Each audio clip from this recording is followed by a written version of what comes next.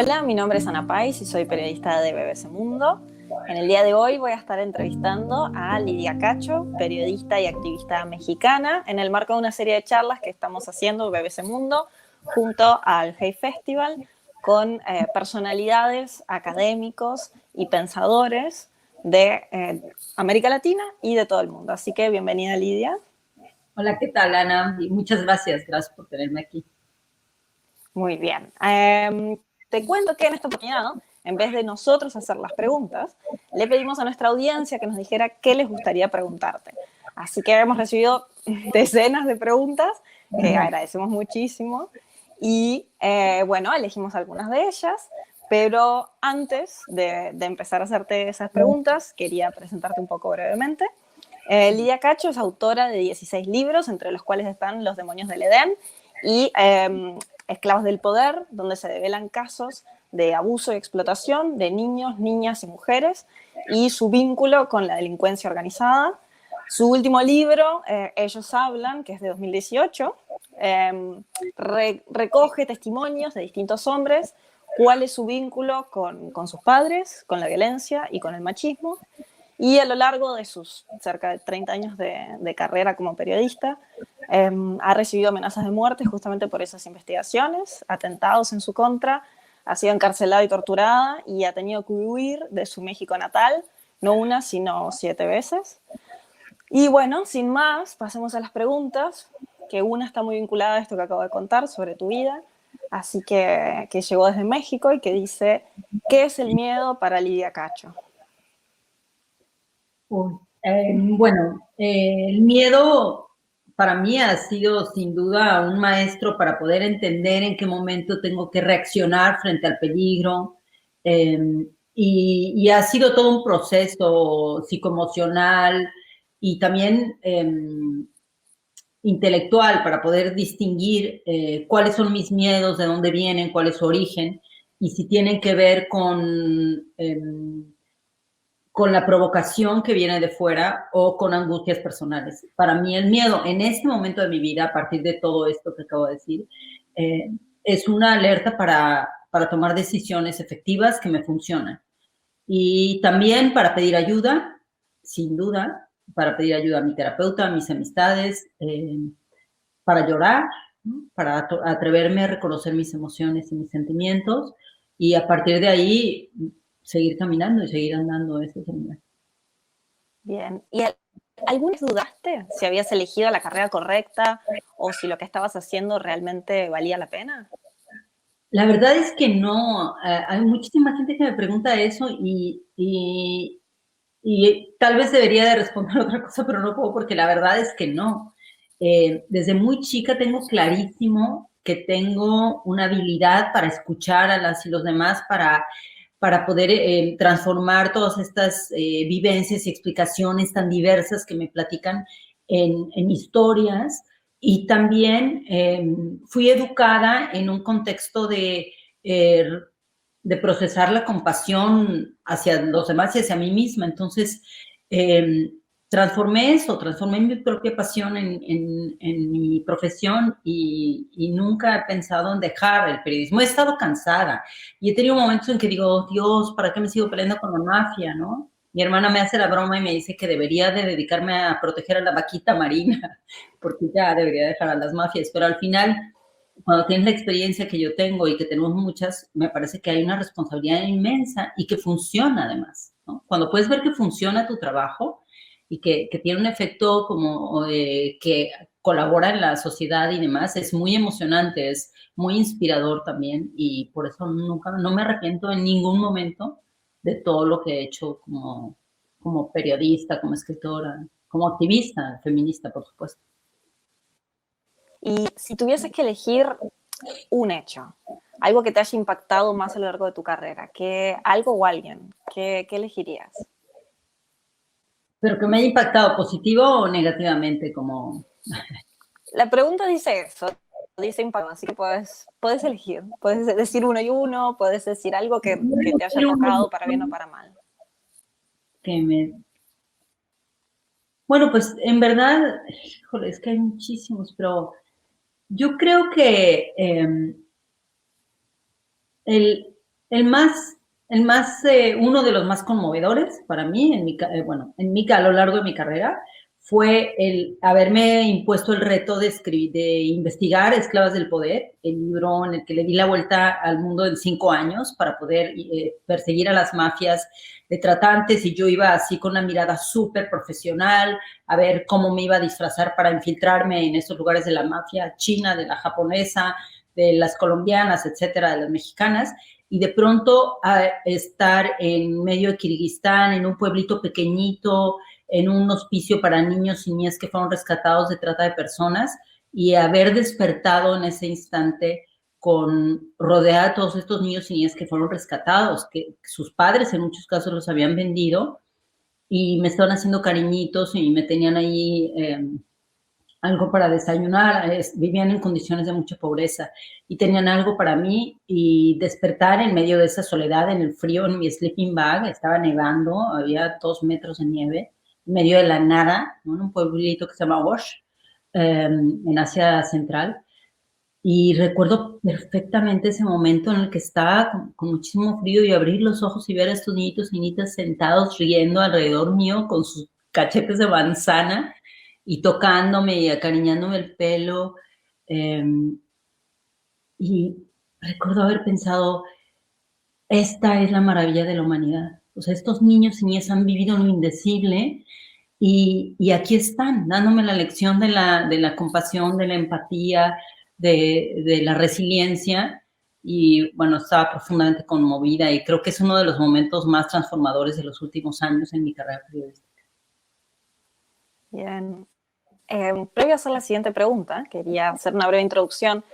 Nosotros, antes para lanzar esta convocatoria, presentamos una charla tuya de unos 20 minutos, en donde hablas justamente de la pandemia provocada por el nuevo coronavirus, por la enfermedad del COVID-19, contando un poco, bueno, cómo lo viven los hombres, cómo lo viven las mujeres, y cómo cuando salgamos finalmente de esto, cómo lo vivirán unos y otros, ¿no? Si algo cambiará. Y entonces varias preguntas que nos han llegado están vinculadas justamente a esta charla que tú diste, y que la pueden ver en la página de BBC Mundo y en las redes sociales del Hey Festival. La pregunta que nos llegó, una de ellas es, ¿por qué hablar de género en algo que como seres humanos estamos enfrentando todos por igual, e incluso los hombres mueren más? Entonces pregunta esta persona si tiene sentido separar las perspectivas. Bueno, a ver, hablar con perspectiva de género, investigar o escribir con perspectiva de género, no tiene que ver con las mujeres. Significa analizar cualquier hecho concreto que suceda a una persona, a un grupo de personas o a la sociedad, o a un grupo social, desde la perspectiva del análisis de cómo se comportan ellos y ellas a partir de su formación en el contexto de la masculinidad y la feminidad, de lo femenino, lo masculino, no importa si son fluidas, queer, trans, heteros, bi, no importa eso. Todo el mundo estamos subsumidos en una cultura que nos ha educado para entender y construir nuestro ser a partir de ciertos paradigmas de género, ¿no? De un género, del masculino y del femenino. Incluso las personas fluidas utilizan esas herramientas porque no conocemos todavía otras, estamos construyendo nuevas herramientas.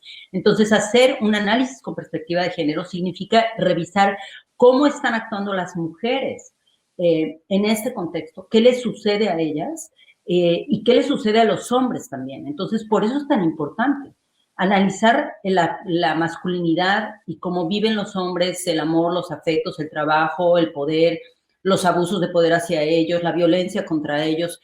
Eso es analizar con perspectiva de género. Entonces, no es un asunto de mujeres, es un asunto de la sociedad y de la formación sociocultural.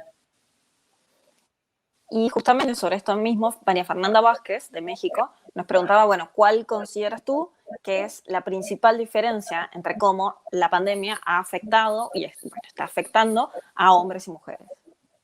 Bueno, yo creo que es muy diferente, ¿no? Primero, sí quiero regresar un poquito a la pregunta anterior para cerrarlo, y es, no sé el nombre de la persona que hizo la pregunta anterior, pero decía que los hombres mueren más. Bueno, depende dónde, Y uno de los análisis más importantes que se han hecho en los últimos tiempos sobre eso, es decir, en los últimos 2 meses, es que la mayoría de hombres, y eso también lo trato en el libro de ellos, hablan, la mayoría de hombres descuidan profundamente su salud. Es decir, hay como diferentes niveles por los cuales la pandemia está matando a las personas, ¿no? Es decir, hay las razones concretas clínicas del contagio y luego están las razones más profundas, secundarias, digamos, que son aquellas razones en las que esas personas tienen ciertas condiciones alimenticias, de salud, etcétera, de salud previa, condiciones de salud previa, y luego la más profunda, que son todas las desigualdades sociales, la pobreza, las violencias, los contextos en los que estas personas viven. Por ejemplo, hay un lugar en México que se llama Yutla, donde la gente tiene más de un año sin agua porque se las están robando un grupo de poderosos, ¿no? Y el gobierno no hace nada. Y entonces a esa población le están pidiendo que se lave las manos. Por supuesto que es una población mucho más frágil, ¿no? Entonces, en este caso, depende dónde hay más hombres que están muriendo. Esa es una estadística que deberíamos de revisar y depende por qué y cómo han cuidado o no su salud. Eso es analizar con perspectiva de género. Si en el pasado se han cuidado o estaban esperando que alguna mujer, su pareja, su mamá, su hermana o alguien más de su entorno les cuidara la salud, como suele suceder constantemente. Bueno, de hecho, hace poquito surgió un estudio que dice que los hombres tienden a utilizar menos, por ejemplo, las máscaras para protegerse, que es algo que están pidiendo muchos gobiernos a lo largo del mundo. Y parte del problema es ese, ¿no? Es los hombres no queriendo mostrar una cierta vulnerabilidad. Eso es lo que analizan los estudios. Y eso tiene que ver con la cultura machista, con la cultura de la masculinidad fuerte y aparentemente mucho más sólida que la de las mujeres, y pues es falso, ¿no? Y por eso se ponen en mayor riesgo, son los que más accidentes tienen, automovilísticos, etcétera, ¿no? Hay como una gran cantidad de estudios científicos que demuestran eso, que los hombres siempre terminan en el hospital mucho más gravemente que las mujeres porque no se cuidaron previamente, ¿no? Porque no se saben cuidar a sí mismos. Y volviendo entonces a eso, a la pregunta a esta otra, digamos, sobre cómo entonces afecta, o crees tú que estaba afectando a la pandemia a hombres y mujeres en este momento, digamos, más allá del dato de las muertes. Bueno, como periodista, evidentemente me interesa profundamente entender qué es lo que nos está sucediendo, ¿no? Y me incluyo, por supuesto, es revisarme constantemente, escribir cómo son mis procesos, qué medios leo, a quiénes no leo, qué me tiene harta, ¿no? Qué cosas me tienen absolutamente fatigada, que tiene que ver con la manera en que los políticos están absorbiendo los espacios mediáticos y están imponiendo un discurso de miedo, de pánico social, que tiene a la gente absolutamente abrumada, y abrumada en el sentido de que está metida en una bruma que le impide ver el todo que le rodea, ¿no? Es decir, todas las otras cosas que sí están a nuestro alrededor y que son vitales para nosotros, como el amor, los afectos, este miedo a un futuro que no sabemos cómo será, en fin. En ese sentido, creo que hombres y mujeres convergemos en cómo se vive el miedo al no saber, por un lado, a la incertidumbre, y por otro lado, sí vivimos de una manera distinta ciertas cosas. Por ejemplo, la gran mayoría de hombres, no estoy hablando de los hombres divorciados o padres solteros, etcétera, que sí están muy acostumbrados a las labores del hogar, que son probablemente un 3 o 4% de toda la población mundial. La gran mayoría de hombres colaboran en las labores del hogar en menos de un 2% del tiempo real todos los días, ¿no?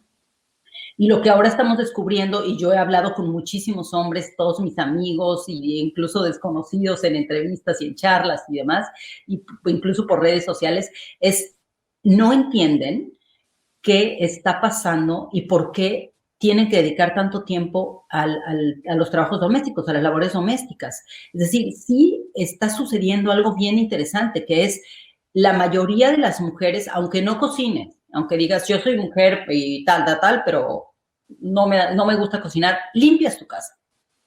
Y lo que sucede es que las labores de la higiene del hogar y demás llevan muchas horas, como dije en la charla del otro día, y los hombres están descubriendo que el dedicarse a las labores del hogar y el dedicarse a sentarse con los niños y las niñas, con sus hijas, hijos, etcétera, a hacer la escuela por vía cibernética, les implica un desgaste que les impide, uno, trabajar concentradamente, dos, aislarse como comúnmente se aíslan de su familia para poder trabajar, como hacemos las mujeres que estamos haciendo muchas tareas a la vez. Ellos no han sido capaces de desarrollar esas habilidades. No es biológico, es un asunto sociológico. Y entonces, claro que sí lo viven diferente. O sea, ellos están más hartos, mucho más hartos. Muchas mujeres estamos hartas, estamos cansadas y decimos, no, por favor, otra vez. O sea, ¿por qué se ensucia todo? ¿Por qué no puedo dedicar más tiempo a escribir que a estar dedicándome a todo esto? Pero bueno, es lo que es, ¿no? La clase media lo vive de una manera muy distinta, evidentemente, que las clases más precarizadas, que la gente que tiene que salir a fuerza a trabajar, el mundo de la salud, ¿no? Las y los médicos, enfermeros, camilleras, etcétera, etcétera, lo están viviendo de una manera mucho más drástica. ¿Por qué? Porque hay una combinación de miedo, de realismo, de rabia contenida, de desesperación, de agotamiento y de incomprensión de la situación. Es decir, toda esta gente de los servicios médicos no entiende cómo demonios hay personas que están cometiendo los actos absolutamente estúpidos de salirse a contagiar y después llenar las camas, ¿no? De los hospitales. Entonces, me parece que son los grupos sociales muy distintos los que lo están viviendo de maneras diferentes. Ahora, lo que sí es cierto es que sí, ONU Mujeres ha documentado, junto con otras organizaciones mundiales, que la violencia contra las mujeres, los niños y las niñas en el ámbito del confinamiento está aumentando y ha aumentado, algunos dicen que hasta 10 veces más. Y ese es un problema monumental. ¿Por qué? Porque la mayoría de los gobiernos en este momento no están poniendo atención a la protección de estas mujeres, niñas y niños. Por ejemplo, el gobierno mexicano, en cuanto entró tomó el poder Andrés Manuel López Obrador, una de las primeras cosas que hizo fue retirar los fondos para los refugios para atender a las mujeres víctimas de violencia. Ya no hay refugios para mujeres víctimas de violencia a donde pudieran huir porque su vida está en peligro, ¿no? Y no puede, como dice la gente, no puede sacar a los hombres de sus casas porque no se van a ir. Los agresores no se van, por eso a las mujeres hay que rescatarlas. Entonces la pregunta tiene muchísimas respuestas, ¿no? Y estas son solo algunas de ellas.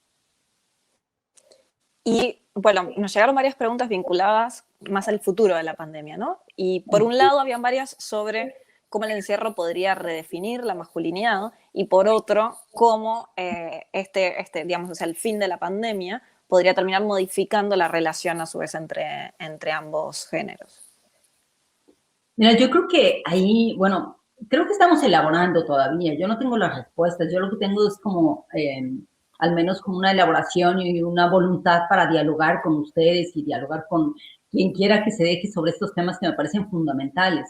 Yo, una cosa que he pensado todo el tiempo desde este encierro, bueno, un encierro que además a mí me favorece para escribir, la verdad, y para pensar mucho, yo no quisiera que volviéramos a la normalidad. La normalidad es brutal, la normalidad está llena de corrupción, está llena de violencia, de desigualdad, somos un mundo profundamente egoísta, los gobiernos cada vez son más imbéciles en el sentido no peyorativo, sino de incapacidad para elaborar ideas más inteligentes y para mejorar las condiciones de vida de toda la sociedad, en todos sus niveles. Entonces, a mí me gustaría, que me parece que es un sueño, y que podríamos llevarlo a cabo, y eso es lo interesante, cómo lo haríamos entre todas y todos, poder crear un nuevo normal, y ese nuevo normal significa crear nuevas normas, reglas, principios y valores para poder convivir de maneras distintas, ¿no? Y todo esto creo que se relaciona muchísimo con la pregunta que nos hacemos muchas personas en este momento del confinamiento, que tiene que ver con el sexo, con el amor, con la pasión, con nuestras relaciones interpersonales. Es decir, creo que la gran mayoría de personas tienen muchas ganas de abrazar a otras, de besarlas, de hacer el amor, de tener sexo, de volver como a esta vida de pasiones también, ¿no? Que te permite divertirte y gozar de la vida más allá de estar en el confinamiento. Incluso las parejas que en otra entrevista que tuve, videoentrevista que tuve hace unos días, hablábamos sobre eso, ¿no? Como las mujeres preguntaban, oye, ¿y qué hago con mi vida erótica? O sea, estamos aburridísimos, mi marido y yo, mi pareja y yo, ¿no? No sabemos qué hacer, o mi pareja, mujer y yo, no sabemos qué hacer.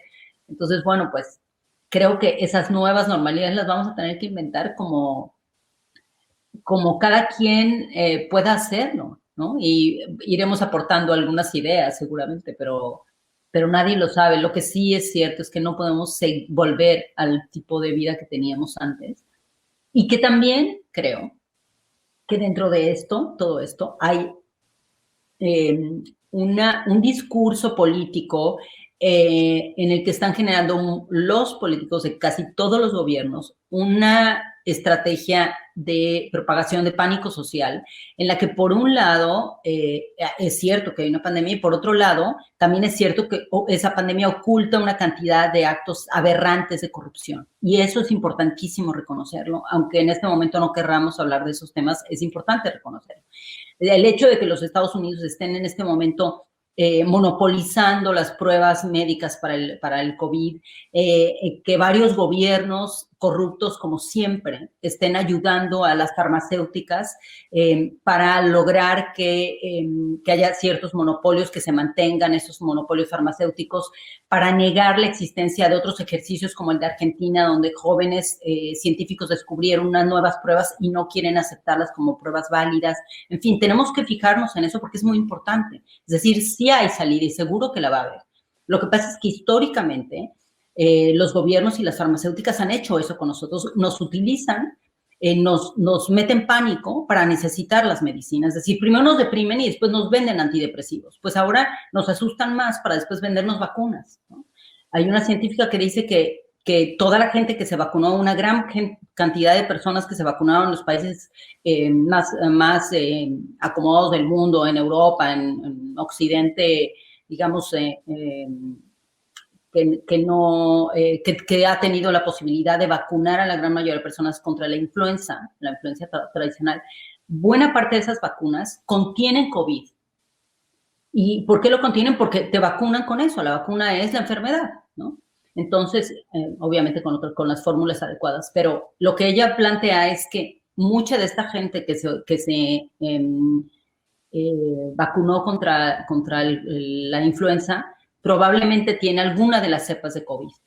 Y si está enferma, etcétera, se va a enfermar. Y de eso no están hablando las autoridades, porque con quienes están discutiendo y argumentando y elaborando como sus fórmulas económicas para el futuro tiene que ver con las farmacéuticas.